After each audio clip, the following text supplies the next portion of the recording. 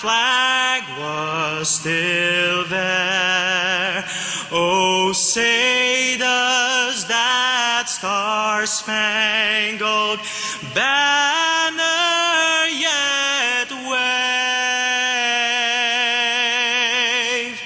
o'er the land of the free and the home of the brave.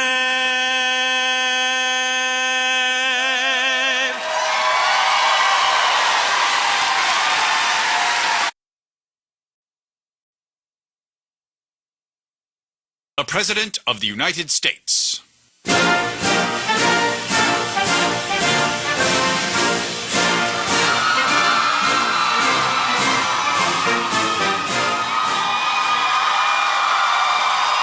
Thank you so much. Thank you. Thank you so much, everybody. Thank you. Thank you. Thank you so much, everybody. Thank you. Thank you very much. Thank you. Thank you. Thank you so much. Thank you. Everybody, please have a seat. Have a seat. Well, thank you so much. Good afternoon, everybody. I was just told that was going to be the last Hail to the Chief on the road, and it got me kind of sentimental. I want to first and foremost say thanks to all of you. You know, just before I came here, I was able to visit with some of the men and women from MacDill Air Force Base, Central Command, our Special Operations Command, to thank them for their extraordinary service. And so to you and your families and to the extended family of American service members, let me say that our nation owes you an unbelievable debt of gratitude. We are grateful for you, and we will be praying for you over the holidays. So,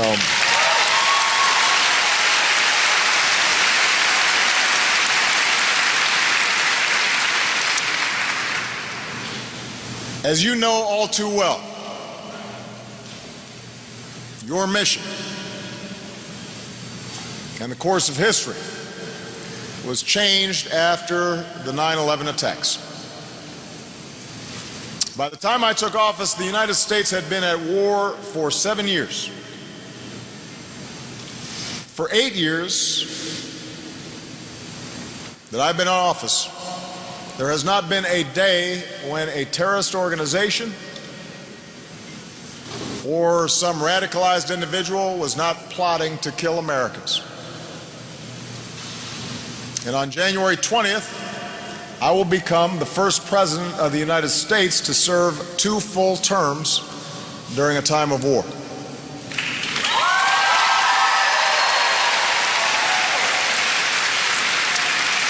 Now, we did not choose this fight, but once it came to us, the world saw the measure of our resolve. The most solemn responsibility for any president is keeping the American people safe. In carrying out that duty, I have sent men and women into harm's way. I've visited troops around the globe. I have met our wounded warriors, and I've grieved with Gold Star families. I know better than most that it is because of your service and your sacrifice that we have been able, during these 8 years, to protect our homeland, to strike crippling blows against terrorist networks, and fortify our friends and our allies. And so today I'd like to reflect on that work and talk about the foundation that we will leave for the next. I believe that we must never hesitate to act when necessary in places where our forces become a magnet for terrorists and insurgencies. Instead, it's been my conviction that even as we focus relentlessly on dismantling terrorist networks like Al-Qaeda and ISIL, We should ask allies to do their share in the fight. And we should strengthen local partners who can provide lasting security. And these convictions guided the policies we pursued both in Iraq and Afghanistan.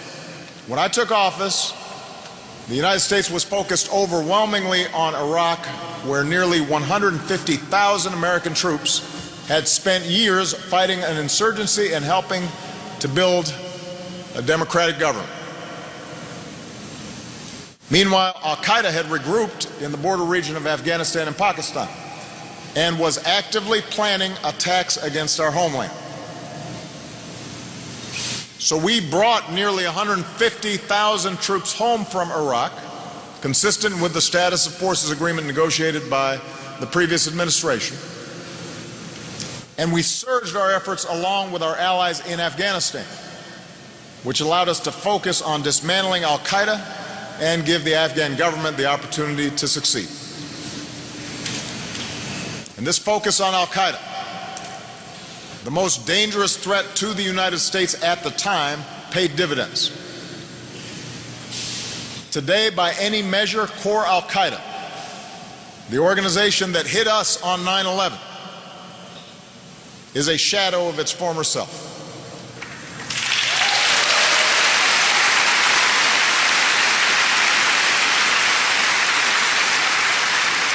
Plots directed from within Afghanistan and Pakistan have been consistently disrupted.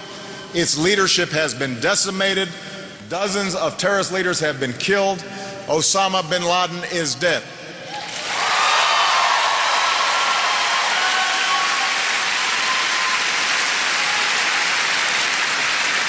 And importantly, we've built a counterterrorism capability that can sustain this pressure against any terrorist network in South Asia that might threaten the United States of America. That was because of the work of our outstanding service members.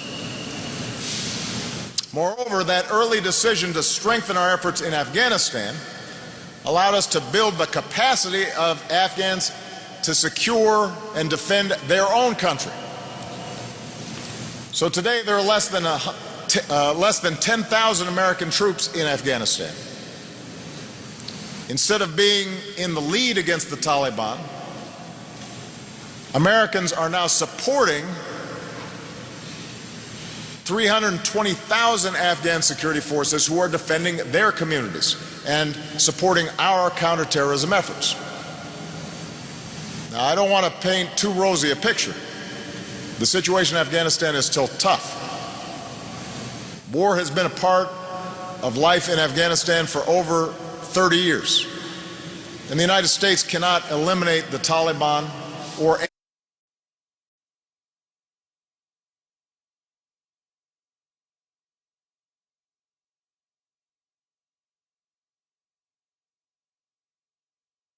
we have worked not only with their military, but we've backed a unity government in Kabul. We've helped Afghan girls go to school. We've supported investments in healthcare and electricity and education. You have made a difference in Afghanistan and America's safer for it.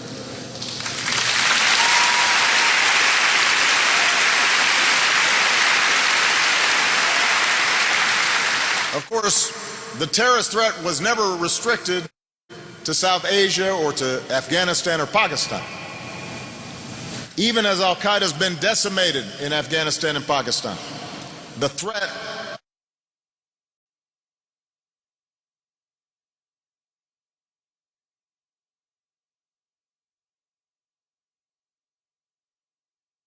the successor to al-Qaeda in Iraq, which fights as both a terrorist network and an insurgency. There's been a debate about ISIL that's focused on whether a continued U.S. troop presence in Iraq back in 2011 could have stopped the threat of ISIL from growing. And as a practical matter, this was not an option. By 2011, Iraqis wanted our military presence to end, and they were unwilling to sign a new status of forces agreement to protect our troops from prosecution if they were trying to defend themselves in Iraq. In addition, maintaining American troops in Iraq at the time could not have reversed the forces that contributed to ISIL's rise. A government in Baghdad that pursued a sectarian agenda, a brutal dictator in Syria who lost control of large parts of the country, social media that reached a global pool of recruits, and a hollowing out of Iraq's security forces, which were ultimately overrun in Mosul in 2014.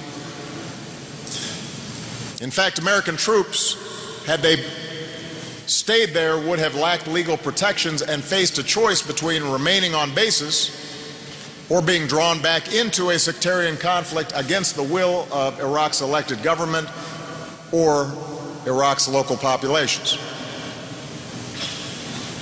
But circumstances changed. When ISIL made substantial gains, first in Mosul and then in other parts of the country, then suddenly Iraqis reached out once again for help. And in shaping our response, we refused to repeat some of the mistakes of the 2003 invasion that had helped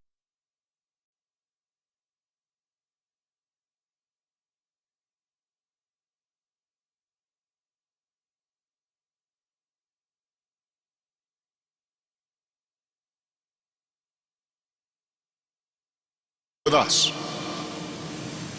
We built an international coalition of nearly 70 nations, including some of Iraq's neighbors. We surged our intelligence resources so that we could better understand the enemy.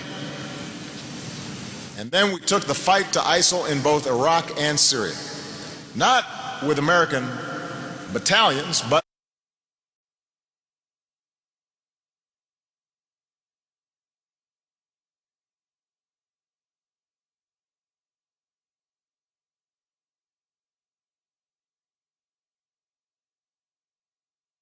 trained tens of thousands of partners on the ground. And today the results are clear. ISIL has lost more than half its territory. ISIL has lost control of major population centers. Its morale is plummeting. Its recruitment is drying up.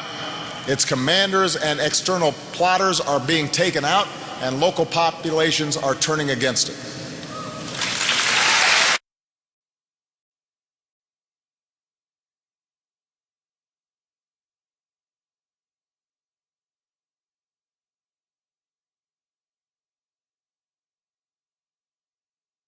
Coalition support, that's the largest remaining city that it controls.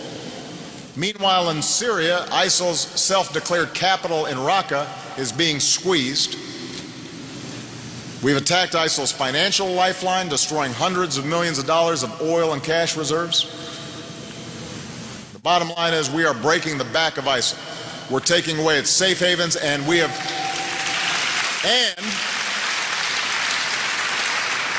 we've accomplished all this at a cost of $10 billion over 2 years, which is the same amount that we used to spend in 1 month at the height of the Iraq War. So the campaign against ISIL has been relentless, it has been sustainable, it has been multilateral. And it demonstrates a shift in how we've taken the fight to terrorists everywhere, from South Asia to the Sahel. Instead of pushing all of the burden onto American ground troops, instead of trying to mount invasions wherever terrorists appear, we've built a network of partners. In Libya, where U.S. air power has helped local militias dislodge a dangerous ISIL cell. In Mali, where U.S. logistics and intelligence support helped our French allies roll back al-Qaeda branches there. In Somalia, where U.S. operations support an African Union-led force and international peacekeepers. And in Yemen, where years of targeted strikes have degraded al-Qaeda in the peninsula. And these offensive efforts have buttressed a global effort to make it harder for terrorist networks to breach our defenses and spread their violent ideologies. Working with European allies who've suffered terrible attacks, we've strengthened intelligence sharing and cut in half the flow of foreign fighters to ISIL. We've worked with our tech sector to support efforts to push back on terrorist messages on social media that motivate people to kill. A recent study shows that ISIL's propaganda has been cut in half. We've launched a global engagement center to empower voices that are countering ISIL's perversion of Islam. And we're working closely with Muslim-majority partners from the Gulf to Southeast Asia. This is your work. We should take great pride in the progress that we've made over the last 8 years. That's the bottom line. No foreign terrorist organization has successfully planned and executed an attack on our homeland.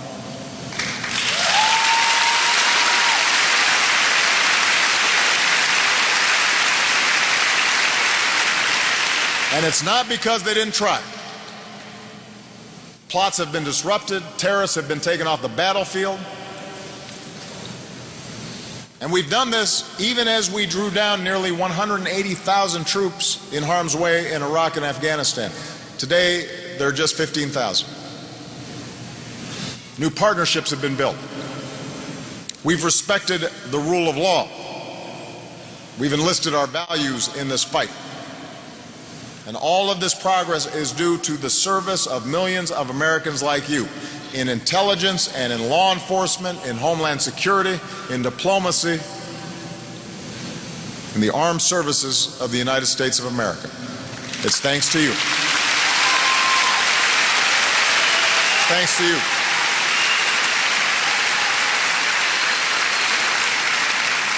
Now, to say that we've made progress is not to say that the job is done. We know that a deadly threat persists. We know that in some form, this violent extremism will be with us for years to come. In too many parts of the world, especially in the Middle East, there's been a breakdown of order that's been building for decades. And it's unleashed forces that are going to take a generation to resolve. Long-term corruption has rotted too many nation states from within. Governance is collapsing. Sectarian conflicts rage. A changing climate is increasing competition for food and water. And false prophets are peddling a vision of Islam that is irreconcilable with tolerance and modernity and basic science. And in fact, every one of these trends is at play inside of Syria today.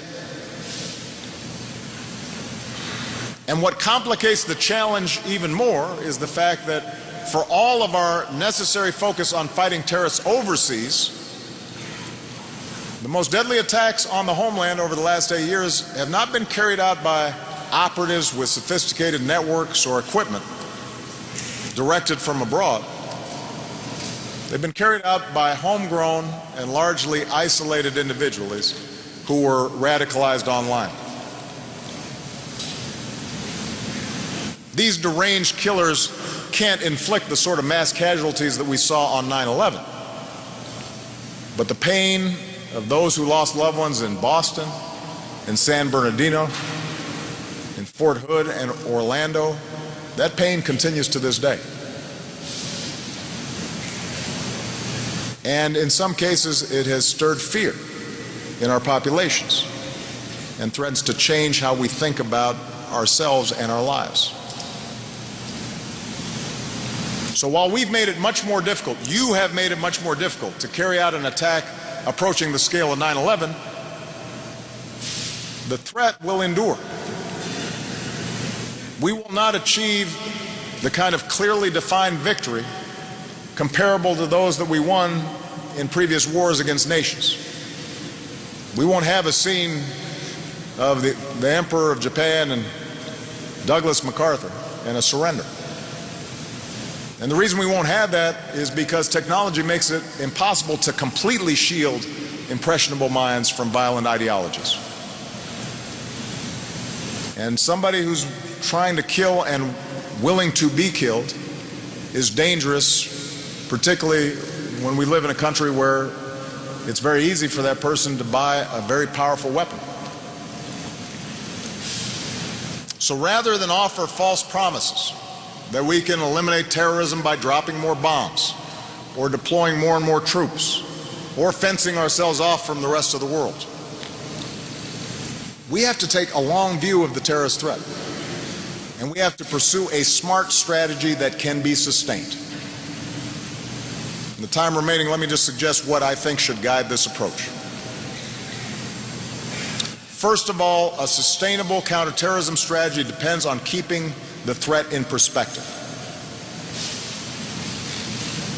The terrorist threat is real and it is dangerous. But these terrorists want to cast themselves as the vanguard of a new world order. They are not. They are thugs and they are murderers, and they should be treated that way.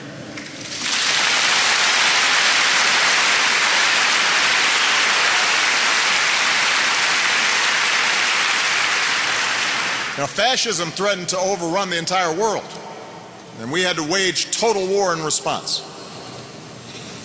Communism threatened not only to overturn a world order, but threatened nuclear holocaust. So we had to build armaments and alliances to contain it.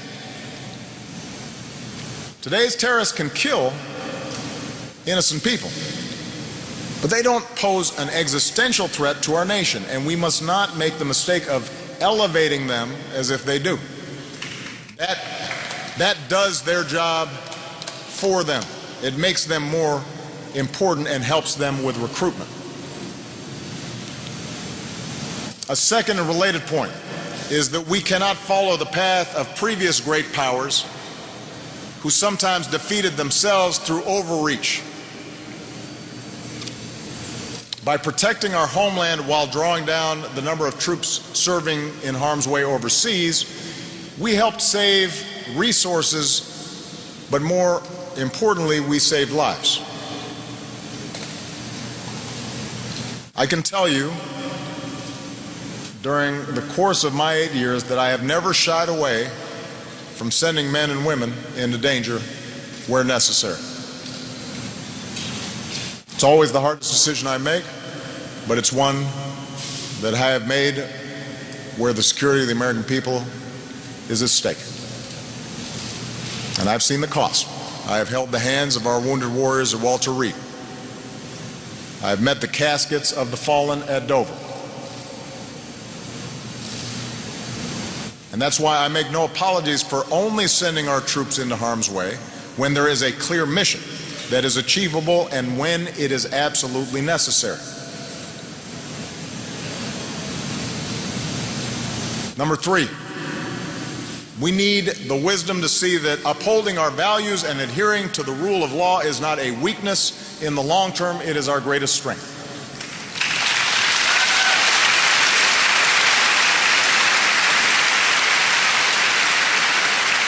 The whole objective of these terrorists is to scare us into changing the nature of who we are and our democracy. And the fact is, people and nations do not make good decisions when they are driven by fear. These terrorists can never directly destroy our way of life. But we can do it for them if we lose track of who we are and the values that this nation was founded upon.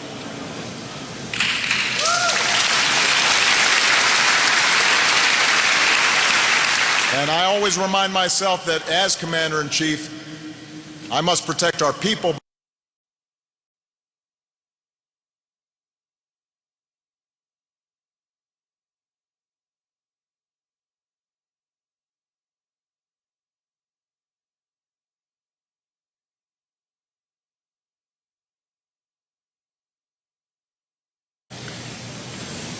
We prohibited torture everywhere, at all times, and that includes tactics like waterboarding. And at no time has anybody who has worked with me told me that doing so has cost us good intelligence.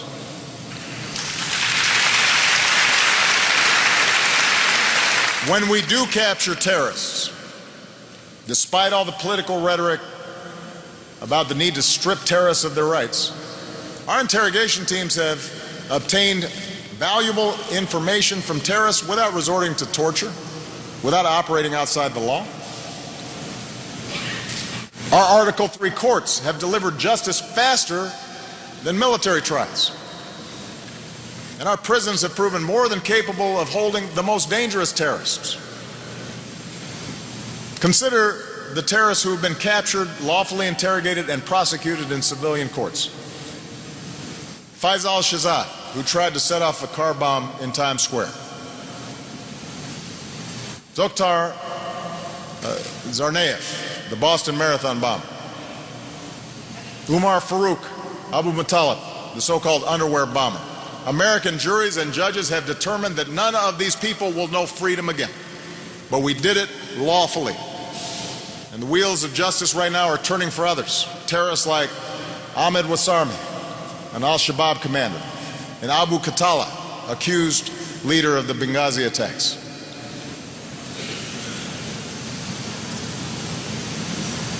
We can get these terrorists and stay true to who we are.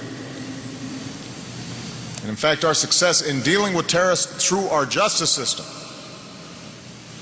reinforces why it is past time to shut down the detention facility at Guantanamo.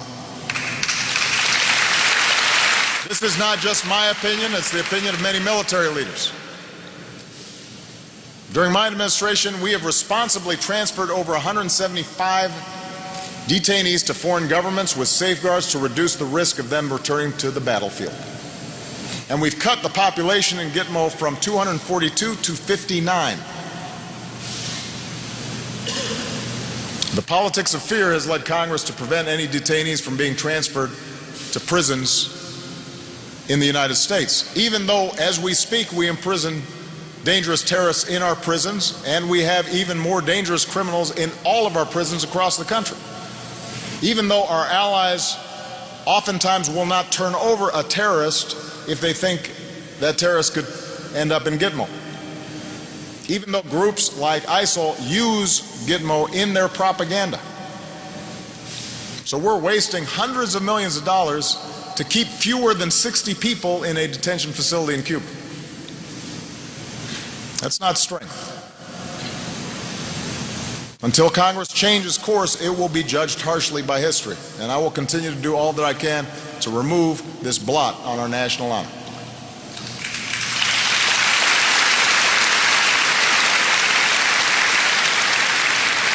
Number 4, we have to fight terrorists in a way that does not create more terrorists. For example, in a dangerous world, terrorists seek out places where it's often impossible to capture them or to count on local governments to do so. And that means the best option for us to get those terrorists becomes a targeted strike. So we have taken action.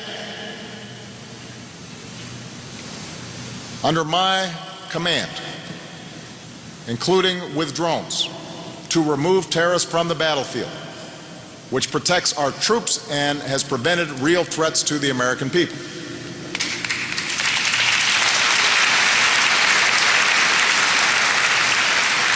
Now, under rules that I put in place and that I made public, before any strike is taken outside of a war zone, there must be near certainty that no civilians will be killed or injured. And while nothing is certain in any strike, and we have acknowledged that there are tragic instances where innocents have been killed by our strikes, this is the highest standard that we can set. Nevertheless, we still have critics who suggest that these strikes are wrong. And I say to them, you have to weigh the alternatives. Drone strikes allow us to deny terrorists a safe haven without airstrikes, which are less precise, or invasions that are much more likely to kill innocent civilians as well as American service members. So the actions that we've taken have saved lives at home and abroad. But the point is that we do have to be careful to make sure that when we take actions, we're not alienating local populations, because that will serve as recruitment for new terrorists. Number 5, transparency and accountability serve our national security, not just in times of peace, but more importantly in times of conflict. And that's why we've made public information about which terrorist organizations we're fighting and why we're fighting them. We've released assessments of non-combatants killed in our operations, taking responsibility when mistakes are made. We've declassified information about interrogation methods that were wrong, so we learn from past mistakes. And yesterday I directed our government for the first time to release a full description of the legal and policy frameworks that guide our military operations around the world. This public information allows for a more informed public debate.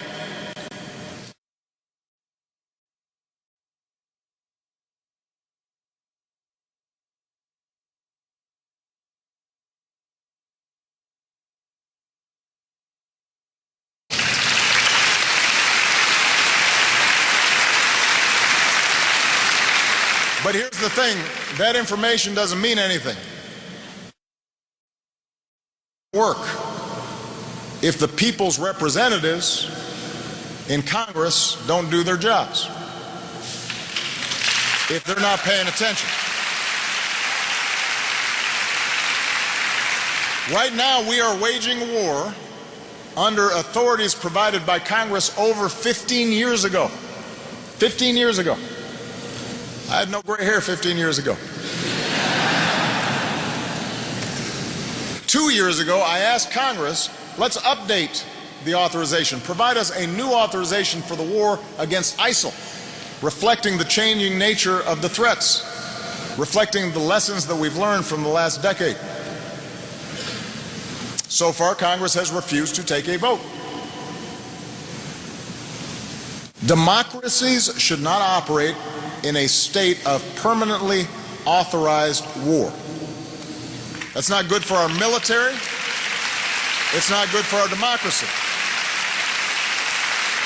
And by the way, part of the reason that's dangerous is because today, with our outstanding all-volunteer force, only 1% of the population is actually fighting.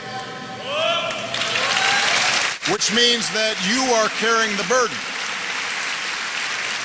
Which means that it is important for us to know what it is that we're doing and have to explain what we're doing to the public, because it becomes too easy to just send 1% of the population out to do things even if they're not well thought through.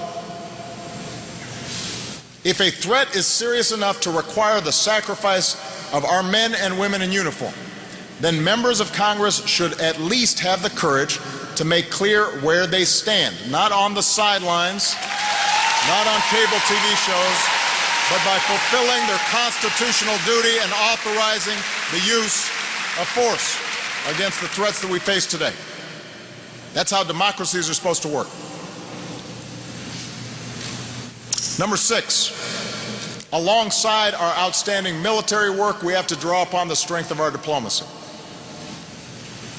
Terrorists would love to see us walk away from the type of work that builds international coalitions and ends conflicts and stops the spread of deadly weapons.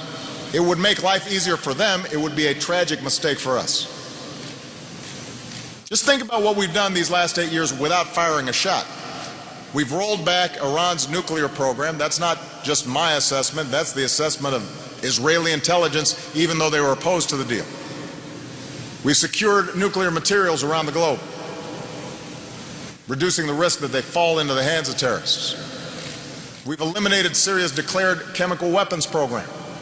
All of these steps have helped keep us safe and helped keep our troops safe. Those are the result of diplomacy. And sustained diplomatic efforts, no matter how frustrating or difficult they sometimes appear, are going to be required to resolve the conflicts roiling in the Middle East, from Yemen to Syria to Israel and Palestine. And if we don't have strong efforts there, the more you will be called upon to clean up after the failure of diplomacy. Similarly, any long-term strategy to reduce the threat of terrorism depends on investments that strengthen some of these fragile societies. Our generals, our commanders understand this. This is not charity. It's fundamental to our national security. $1 spent on development is worth a lot more than $1 spent fighting a war. This is This is how we prevent conflicts from starting in the first place. This is how we can ensure that peace is lasting after we fought. It's how we stop people from falling prey to extremism, because children are going to school and they can think for themselves, and families can feed themselves and aren't desperate, and communities are not ravaged by diseases, and countries are not devastated by climate changes. As Americans, we have to see the value of empowering civil societies so that they're outlets for people's frustrations. And we have to support entrepreneurs who want to build businesses instead of destroying. We have to invest in young people, because the areas that are generating terrorists are typically having a huge youth bulge, which makes them more dangerous. And there are times where we need to help refugees who've escaped the horrors of war in search of a better life.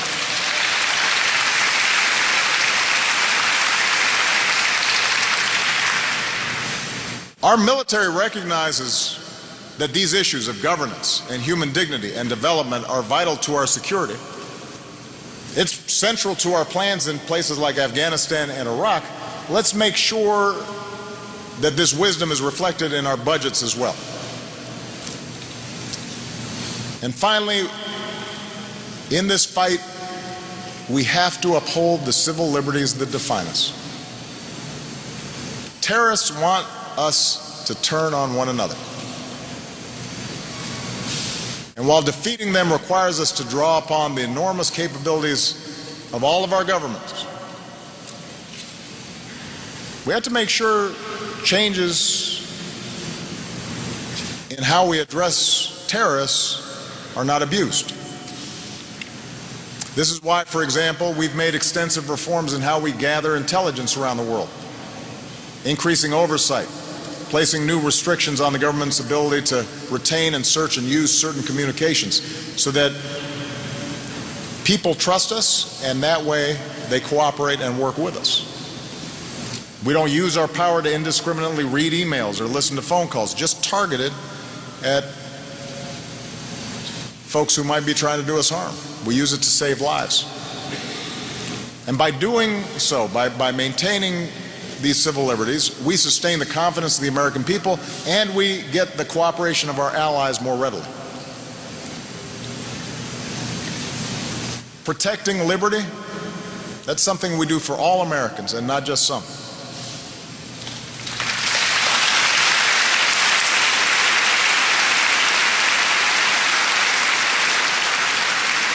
We are fighting terrorists who claim to fight on behalf of Islam.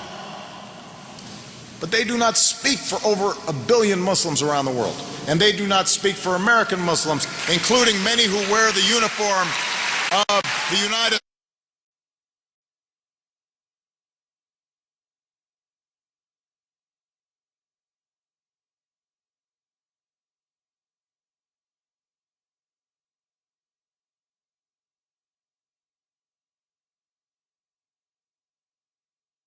Act like this is a war between the United States and Islam, we're not just going to lose more Americans to terrorist attacks,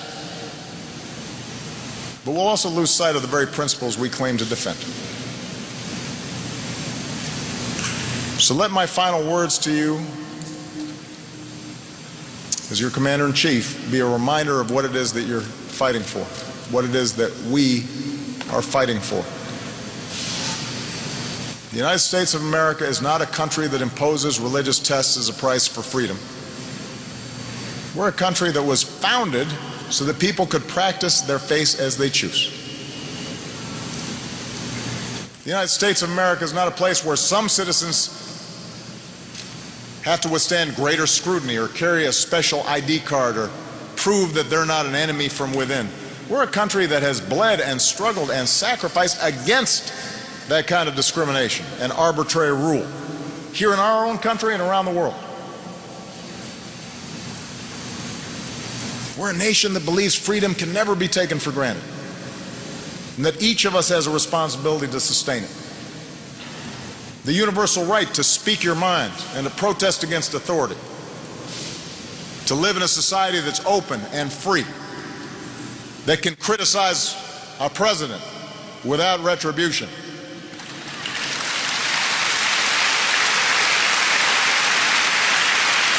A country where you're judged by the content of your character rather than what you look like or how you worship or what your last name is or where your family came from. That's what separates us from tyrants and terrorists. We are a nation that stands for the rule of law and strengthens the laws of war. When the Nazis were defeated, we put them on trial.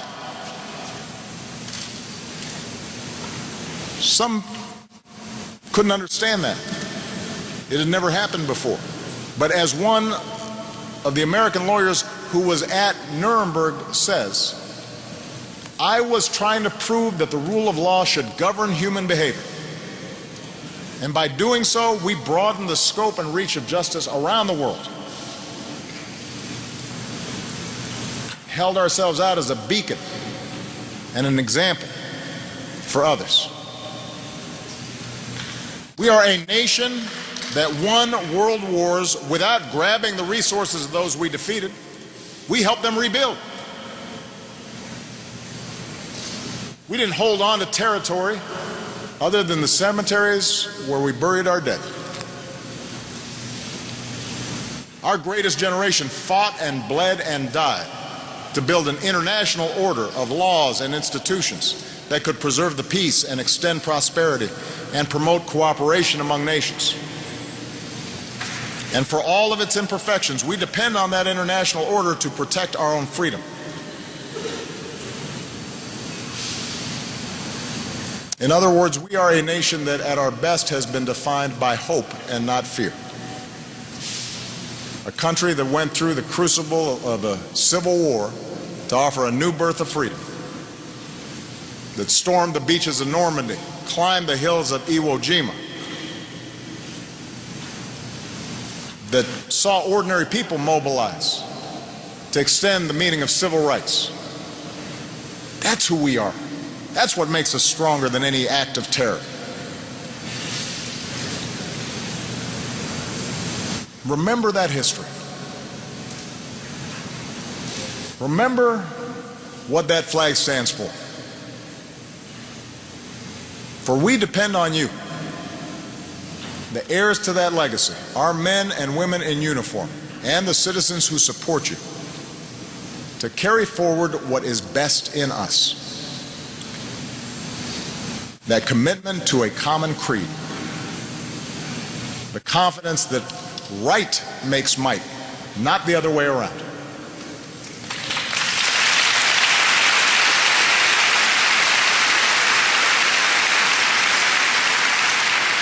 That's how we can sustain this long struggle.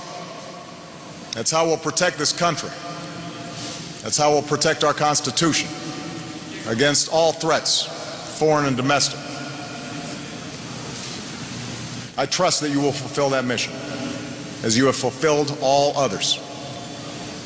It has been the greatest honor of my life to serve as your Commander-in-Chief. I thank you for all that you've done and all that you will do in the future. May God bless you, may God bless our troops, and may God bless the United States of America.